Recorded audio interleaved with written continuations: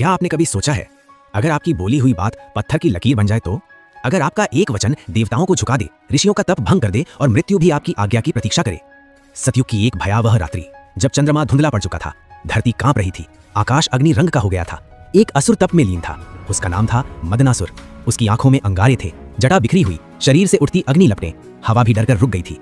हजारों वर्षों तक वो अचल खड़ा रहा। न वर्षा ने रोका, न धूप ने झुलसाया, न समय ने थकाया। और फिर सृष्टि में प्रकाश फैल गया। प्रकट हुए सृष्टिकर्ता ब्रह्मा। उन्होंने कहा, वर मांगो वत्स। मदनासुर मुस्कुराया। उस मुस्कान में करुणा नहीं, केवल महत्वाकांक्षा थी।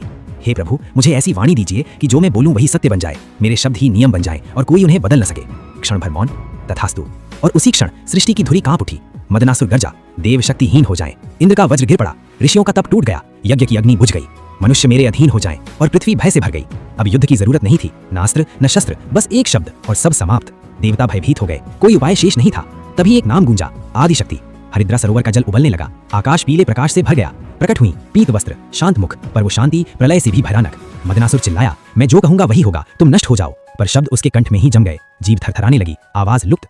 मां आगे बढ़ी और एक ही क्षण में उसकी जिह्वा पकड़ ली। शब्द बिखर गए, वरदान निष्प्रभावी हो गया। पहली बार असुर की आंखों में भय उतरा।